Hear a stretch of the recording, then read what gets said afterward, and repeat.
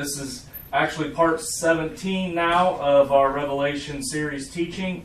Last week we began to see some seals getting broken here, and we saw what they call the four horsemen come into play with the false peace of the first one that we saw, the satanic false peace that comes to this world. It's going to unify. It really is right off the bat. Right off the bat in this tribulation, we're going to see a mass unification. Government coming together, religion coming together, people coming together. Everybody's going to begin to pool their medical resources together and their technology power and everything together, because ultimately man believes they can overcome any situation, they can overcome any odd, because their brilliance outplays everything. And so the Antichrist rides in and becomes that figure, that peace figure that everyone's been craving for and everyone's been looking for, and that leader that's going to bring them all together, so to speak. And so this peace that comes in, it's not godly. As we have found out, it is not lasting. It won't be able to withstand, because it's false and it's fraudulent and it's fake.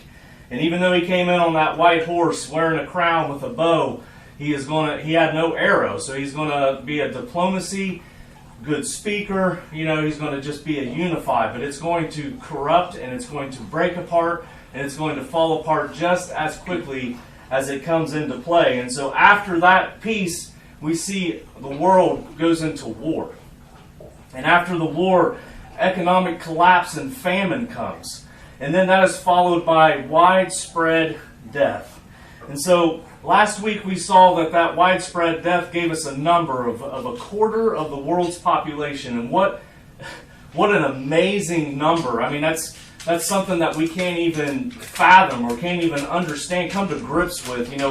We talked about that some of the polls and stuff out there show that we have just over 7 billion people on this planet. And about 2 billion people have proclaimed to be Christians. So if we take those numbers for exactly what they are, when the rapture takes place, there's still going to be 5 billion plus people on this earth. Those 5 billion people have not even professed. They've said they don't want nothing to do with Jesus.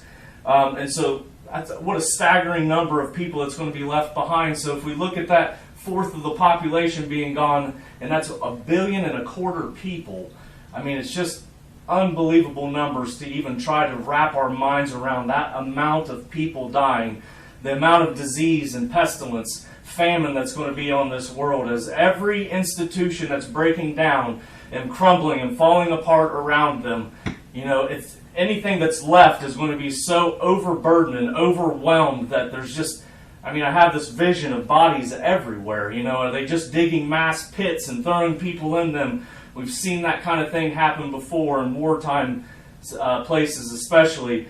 But what a massive, just thinking of 1 billion people plus being wiped out here in a very short amount of time, it's mind-boggling. And then, we talked about the beasts of the earth, and so many times we think of lions and tigers and bears and elephants and big animals.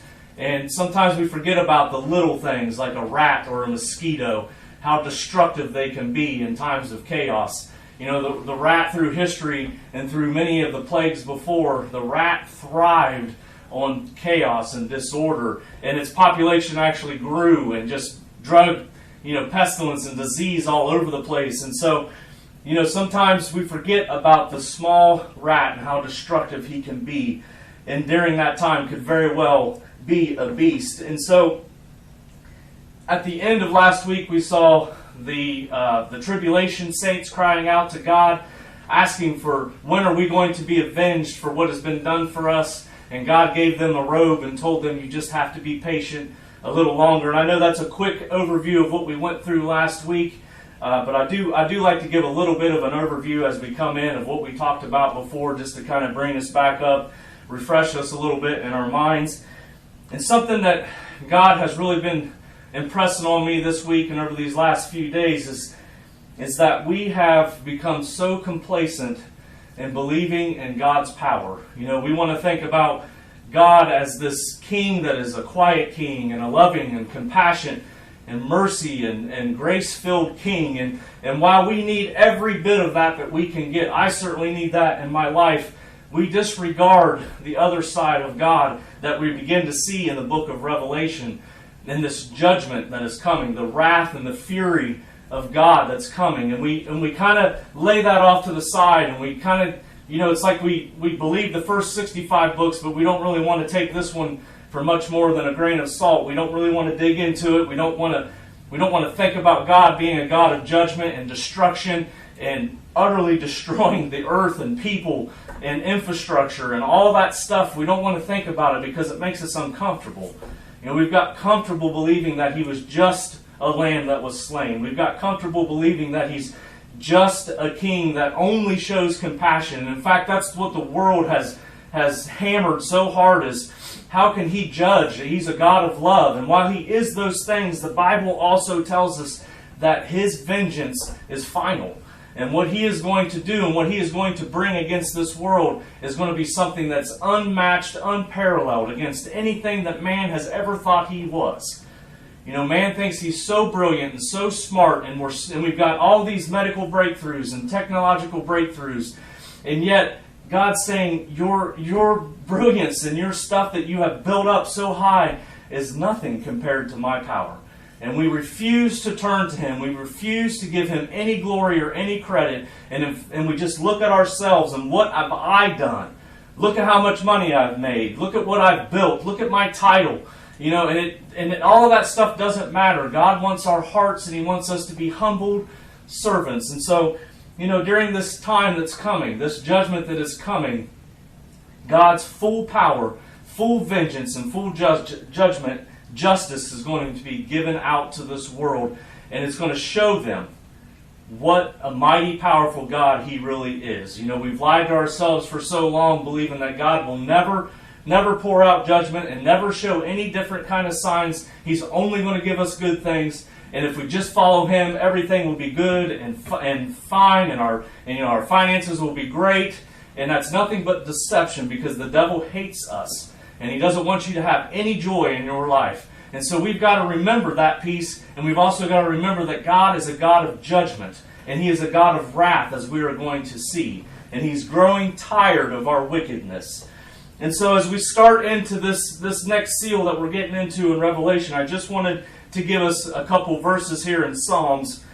Psalms 94 verses 1 and 2 says this: O Lord God, to whom vengeance belongs, O God, to whom vengeance belongs. Yes, they said it twice. Shine forth. Rise up, O judge of the earth. Render punishment to the proud. And then if we go to the end of Psalms 94 and verse 23, we see this: He has brought on them their own iniquity, and shall cut them off in their own wickedness. The Lord our God shall cut them off. And if you translate the words cut them off, it literally means to destroy them. And so if I reread that, he has brought them on their own iniquity, and shall destroy them in their own wickedness. The Lord our God shall destroy them. Micah 5:15 says, And I will execute vengeance and anger and fury on the nations that have not heard. The word heard meaning obeyed. And so vengeance and anger and fury is coming to those who have not obeyed. And so we don't like to talk about that side of God very often. We just, God has grown tired of our wickedness, our evil. He's losing his patience for those who have continually rejected him and turned their back on him. God is not a chaotic, disorderly, or reckless God. Everything that he does is with precision, with perfect order, and with total and pure righteousness. That's just the God that he is. And so this final judgment that is coming is literally coming to destroy sin, destroy wickedness, and destroy those who have said, we don't want you. We don't want you in our lives. We don't want you anywhere near us. And that judgment is coming for all of those things. So as we start in Revelation chapter 6, verses 12 through 17, I'm going to read this and then we'll step through these verses. And this is a power-packed set of verses here. I've struggled, I'll be honest with you, I've struggled the last few days putting this together with just, I actually talked to Charity. Charity was like, why are you so nervous? And tonight I come to you with some stress. This is a difficult amount of stuff to go through, but we need to hear it and we need to understand it. So starting in verse 12 of chapter 6, it says, I looked when he opened the sixth seal, and behold, there was a great earthquake, and the sun became black as sackcloth of hair, and the moon became like blood. And the stars of heaven fell to the earth as a fig tree drops its late figs when it is shaken by a mighty wind. Then the sky receded as a scroll when it rolled up, and every mountain and island was moved out of its place. And the kings of the earth, the great men, the rich men, the commanders, the mighty men, every slave and every free man hid themselves in the caves and in the rocks of the mountains, and said to the mountains and the rocks, Fall on us and hide us from the face of him who sits on the throne and from the wrath of the Lamb. For the great day of his wrath has come, and who is able to stand? And what an ending to that set of verses. Who is able to stand? I find that incredibly powerful. So right off the bat, we see this great earthquake that has begun to take place. And the earthquake has caused so much change and so much disorder that the sun and the moon's appearance are changed. The sun becomes black and the moon becomes blood red. This is not our harvest moon that we see. This is because of the destruction that is coming upon this earth. And 3 earthquakes are actually mentioned in the book of Revelation. We see one here happening right now in this set of verses, and then we also see 2 more that take place in chapters 11 and 16. We know that God has used earthquakes in the past in the Bible, and here's a couple examples. Exodus 19 and 18. Now Mount Sinai was completely in smoke because the Lord descended upon it in fire. Its smoke ascended like the smoke of a furnace, and the whole mountain quaked greatly. And then obviously the iconic scene after Christ dies on the cross at Calvary, Matthew 27:51. Then behold, the veil of the temple was torn in 2 from top to bottom, and the earth quaked, and the rocks were split. So some people have come to the conclusion that when we think about an earthquake, we think in our minds, in our feeble, shallow minds, we think of an earthquake simply being in a localized area. We've heard some great and mighty earthquakes that's happened over history, but we still associate an earthquake with still just a area or a section of the world, not something that would be a worldwide earthquake. And so some people have alluded that these could be nuclear attacks. And so if you simply think of 4, 5, 6 nuclear bombs going off at once all over the place, this would certainly cause quite an explosion, quite an amount of damage, dust and debris going in the air and blackening the sky. We've seen volcanoes that have erupted in the past that the ash and the dirt and stuff literally changed the color of the sky and caused it to go black almost. We saw that with 9/11, when all the dust from the towers, when they came down, and for a long time there, it was like the sky was darkened by all the dust and debris. And I'm not saying that God wouldn't let us use our own weapons to destroy ourselves. How ironic that would be. We thought we were so great with our technology, and then our technology is what's used to wipe us out. And so I certainly believe that could be absolutely a possibility. But I will say this, that if God chooses to use an earthquake here, as He did in the past, we best believe that He can use an earthquake that will shake this world on its foundation.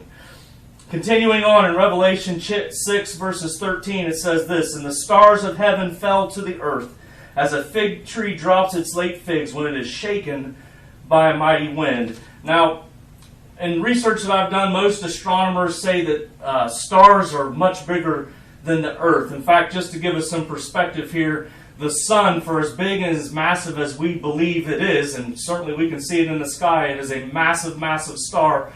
It is actually listed as an average-sized or medium-sized star. And so, we think about stars like that coming and hitting the earth, and it would be, just completely decimated with one shot.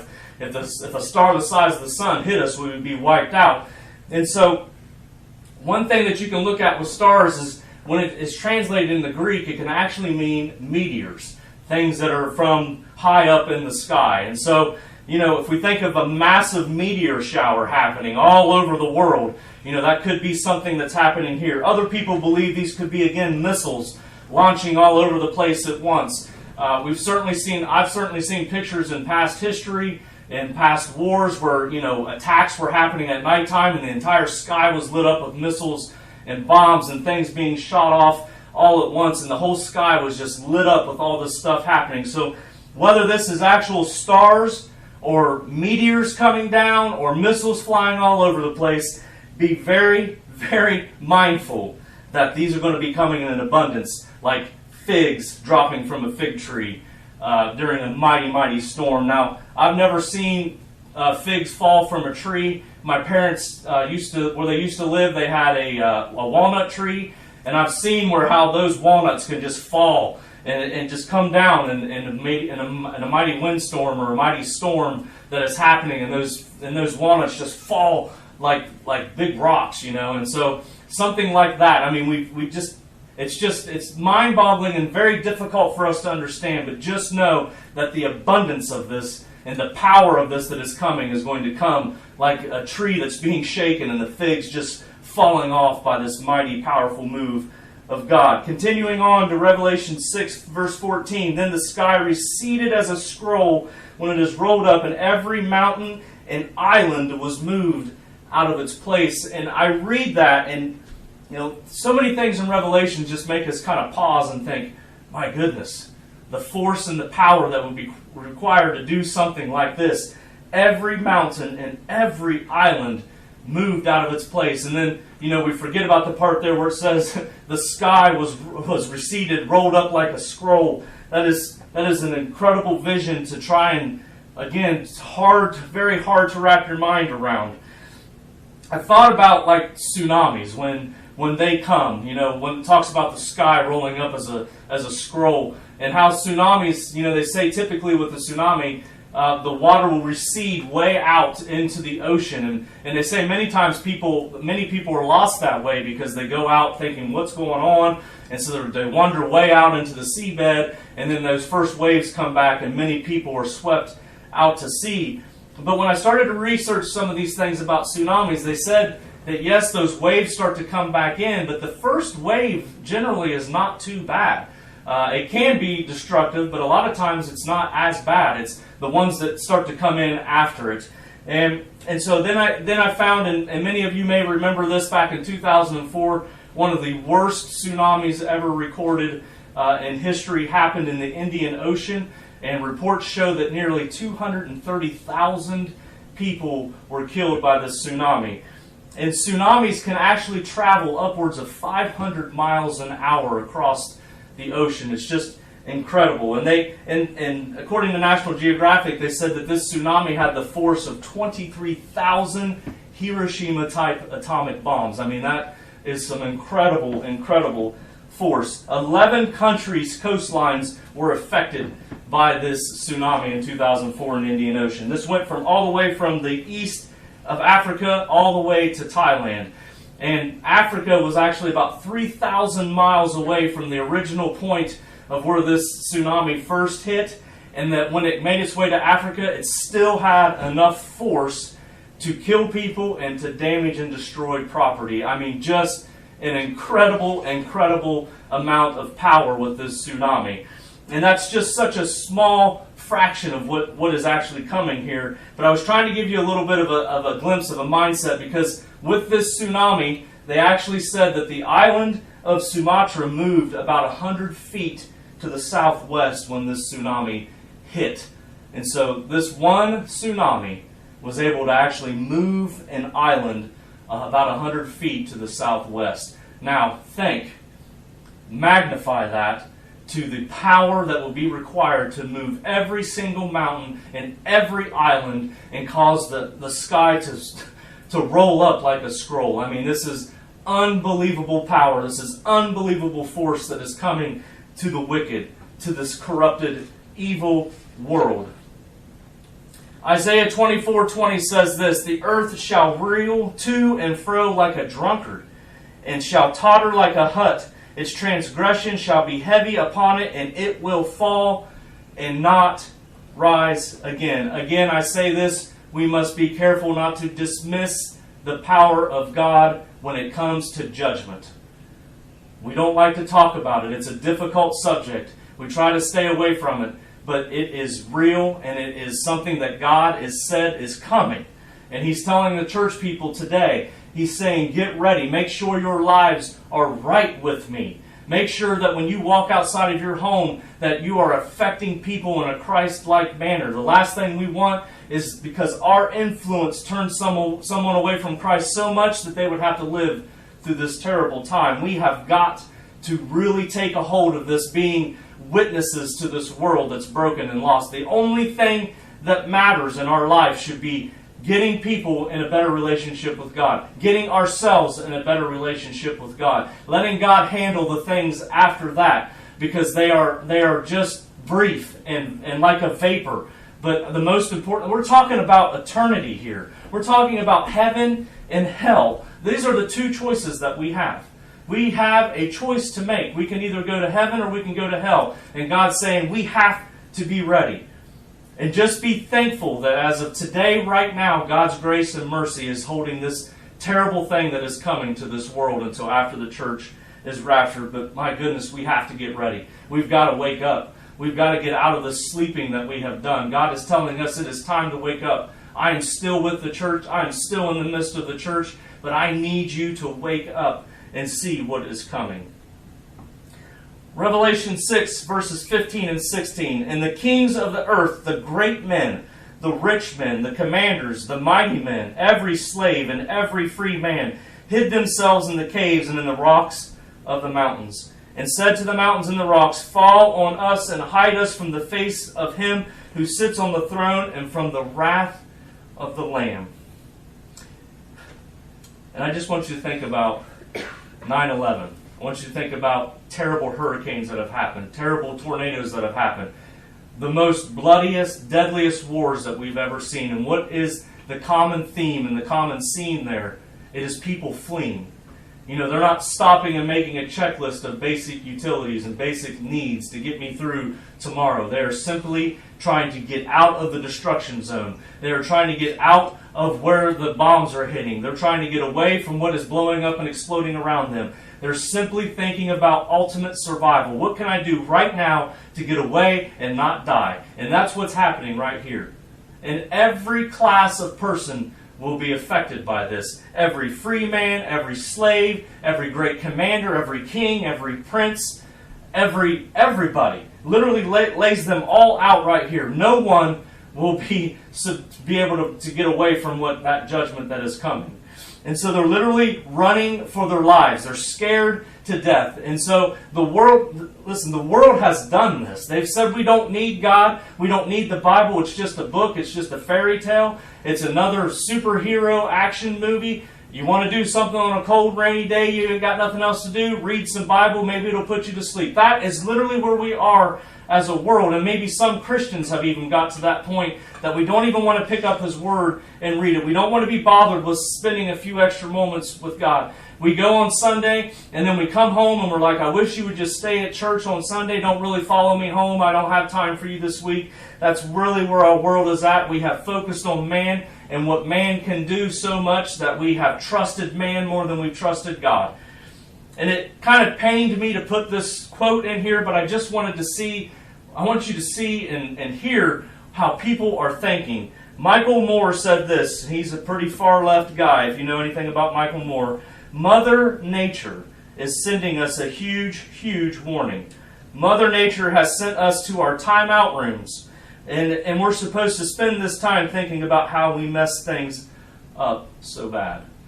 And I just want to simply say, if you think Mother Nature is going to protect you during this time, you are sadly mistaken. Mother Nature will not be able to save you from this time. Man will not be able to save you from this time. All wickedness, all things, all evil, everything that is under this sun and in this world and in everything that God has created, nothing can hide from the sight of God. He sees it all. And so we have people here that are fleeing to caves, and they're fleeing to the mountains, and they're saying, can we just hide behind the rocks? Will they just fall and cover us? And some are asking, no doubt, Why don't you just kill me? Just take me out. I'm seeing the full power, the full presence of God unveiled in a way that they've never seen before. And they're just trembling in fear. They're running for their lives. They have chosen wickedness, and now they must face that consequence for that behavior. And so in closing tonight, Revelation chapter 6 verse 17 says this, "For the great day of his wrath has come, and who is able to stand?" I still find that to be an incredibly powerful statement there. Who is able to stand? People are running for their lives. They're scared to death. They don't know where to turn. Who can stand? The proud, arrogant, Christ-hating man? I don't think so. Isaiah chapter 2 verses 10 and 11, "Enter into the rock and hide in the dust from the terror of the Lord and the glory of his majesty. The lofty looks of man shall be humbled. The haughtiness of man shall be bowed down, and the Lord alone shall be exalted in that day." Micah chapter 7 verse 16 says this, "The nations shall see and be ashamed of all their might. They shall put their hand over their mouth, their ears shall be deaf." And I just want you to think about everything that's happening. You know, literally mountains are being moved and islands are being moved. People are running for their lives. Mass destruction and chaos is occurring right now in this scene. And I can't imagine that, that's going to be a silent thing. It's going to be a very loud. And so this verse here in Micah is pretty powerful, I think, in relation to what's going on here. They shall put their hand over their mouth and their ears shall be deaf. And I just think about that. We've built up all this stuff on the world. We think that we're so great, and we've got the best military, and we've got the best education, and we've got the best power, and economy is the greatest that there ever was known. Our strength in the United States is unmatched. It's unparalleled. We always make it through. And yet right here, what's happening right now is man is realizing, I'm ashamed of it. I'm ashamed that I ever thought that we were greater than God. They put their hands over their mouth. They are ashamed of what they're seeing. They are in awe of the power, the mighty, the perfect righteousness, the judgment that is coming from God. They are in awe and ashamed of themselves. And I hope that we're starting to get a picture here. That we're really starting to get an understanding of just who God is. He's so much more than just a lamb that was slain. And we had to have that. I've said that many times. We had to have that. What an incredible sacrifice for me that I didn't deserve at all. And yet He gave Himself for me that I would have the opportunity to have a personal relationship with Him. But when you rely solely on man, when you rely solely on what this world has built and created, we are headed for a shameful time in our lives. We are deceived when we continue to look at how great and powerful we are based on financial gain or a title or what we own or what we have built. We are being deceived right by our own fame, our desire to have fame and power. Listen to what it says in Daniel. Daniel chapter 10, verses 7 through 10. "And I, Daniel, alone saw the vision, for the men who were with me did not see the vision. But a great terror fell upon them, so that they fled to hide themselves. Therefore I was left alone when I saw this great vision, and no strength remained in me, for my vigor was turned to frailty in me, and I retained no strength. And again I asked, who will be able to stand?"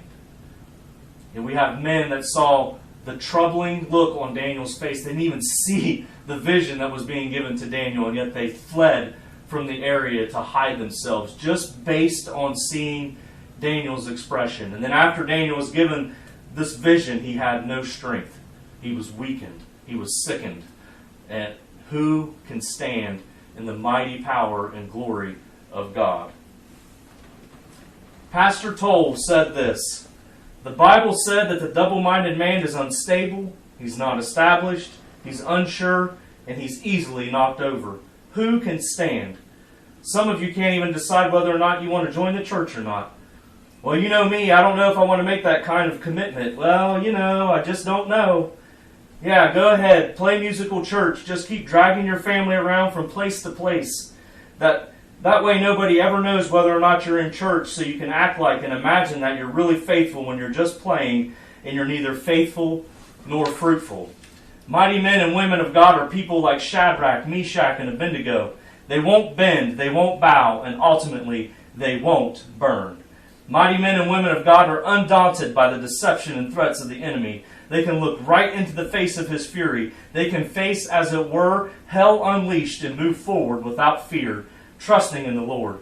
God is looking for mighty men and women who will sit with their family at home and say, this is serious business. Being saved and serving God and being faithful in the house of God and to the Word of God is the most important thing in our lives. The reason our kids don't want to go to church and the reason they don't take church seriously is because we've got one set of rules for them and a different set of rules for us. It's time for us to grow up and be mighty men and women of God. And I hope that kind of stings us a little bit, because it certainly stings me a little bit. But I think that should really cause us to do some self-evaluation upon ourselves. Do we really want to be mighty men and women, or do we just want to talk? It's time to back up what we have said all this time. It's time to become what we have said we are. That we're more than just a Sunday Christian. We're more than just a Wednesday Christian. That everywhere we go, everything that we do is centered upon Christ. It's very easy to say words. It's very easy to talk. Difficult to back up that talk sometimes when we're only doing it for show and recognition. So this world has rejected all ideas, all standards of Jesus. Largely they want nothing to do with him. Largely they have cast him to the side. They have mocked him. They have spit on him. Still to this day they mock him and mock his word and say it's not relevant, it's not needed, and it's just a waste of time. I'll do my own thing. I'll get ready whenever I want to, if I ever want to be ready. I'm a good person. I do good things.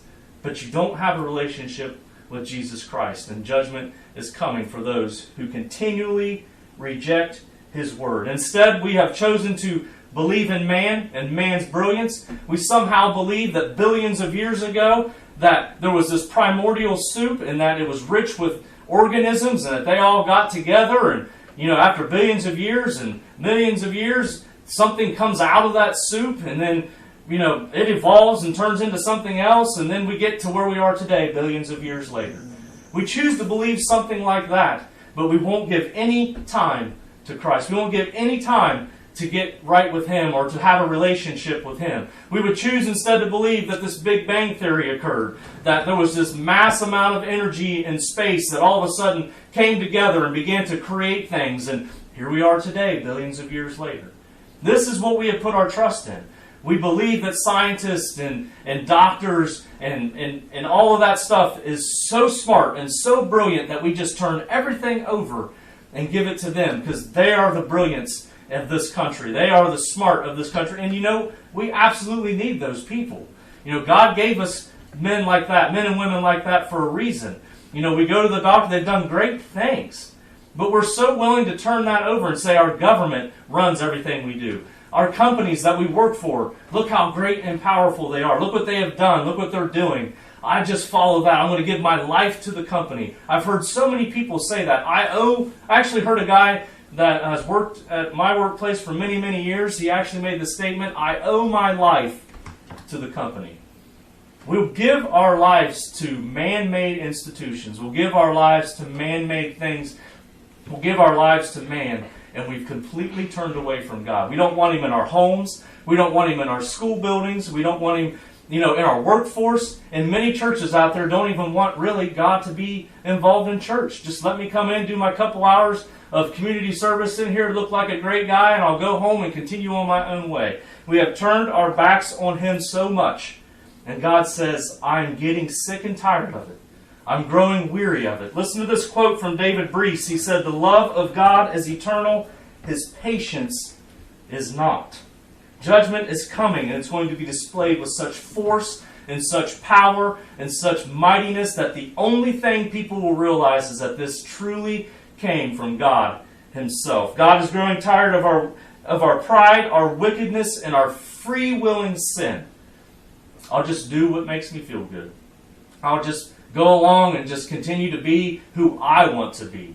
Be your own person, and that's okay to an extent, but we have taken that and just jumped all over it. Do whatever makes you feel good. Do whatever makes you happy. And we've got all these decisions coming along and people doing crazy things. And yet we have just continually rejected God, continually rejected who Jesus Christ is. We want nothing to do with Him. And so I say tonight as I'm closing out here, display Christ in everything that you do. Truly focus on being that Christ light for the people that are outside of your home, for the people that are in your home, for the people that you work with. Be that light that they need you to be. Be that mighty man and that mighty woman that they need you to be. We have been called to be those kinds of people. God said our Great Commission was to reach this lost and broken world. And how can we do that if we're mean-spirited, rude, bitter, and angry towards everybody we come across? I have not worked in fast food, but I have worked in a grocery store, and I've said this before, Sundays were typically the worst day that I ever worked on. And it was that crowd that came in after church. It's saddening to think that this is the light that some of us are projecting. You know, we're all going through trials and temptations. We're all going through things that are tearing us up. The devil does not like you. He is not happy for you. He doesn't want you to be in peace. He doesn't want you to have joy. He wants to disrupt, destroy, and cause chaos in your life. If you're standing up to do something for God, he hates it. He hates you. He hates your church. He hates your pastor. And he hates your families. And that's just the simple fact is to it. And yet we want to follow something like that instead of giving our lives to God. And so I implore you, get right with Jesus Christ. What does it take? It just takes getting down on your knees and telling Him you're sorry. I just want to be a better person. God, help me to be a better person. Get this evilness out of my heart. That should be something each and every one of us are doing. I don't want to fall to wickedness. I don't want to fall to trials and temptations. I want to be strong. I want to be able to face the devil during my weakest moment because you are King and you are my God. And so I hope that you got something out of this. This was a kind of a difficult message for me to put together. But it is something that we need to hear. It is something that we need to be reminded of. That God's power, God's glory, and God's judgment that is coming is absolute and it is final and it will be here one day. We have better get ourselves ready and we better wake up to what God is trying to tell us. So I hope you have a good week. I hope that you are continually getting into your Word and spending time with God every day and asking Him, where are improvements that I can make in my life? And those are difficult things to say, but if you say it with sincerity, you will see that God will begin to grow you and lift you up. I've seen it in my own life. I've felt it in my own life. You know, I've been in that place where I shouldn't have been, trying to rely on myself. I've told our church family this before, and I just kind of feel like I should share it, but I've been in a spot where I was so depressed that I cried going to work and coming home every single day. I mean, I just bawled. I was that depressed. I would sit at home on Sunday afternoons and literally watch the clock go, and I thought it just felt like it was at super speed. And I thought, I've got to go back to work and face that tomorrow. And I was just broken. And I would be driving down the road and I would be looking at semis coming across, and I would think, maybe it would just be easier if I just went across the median and just let him take me out, because I felt like everything I touched and everything that I did was just falling apart and I was just ruining everything. That's how I felt in my heart.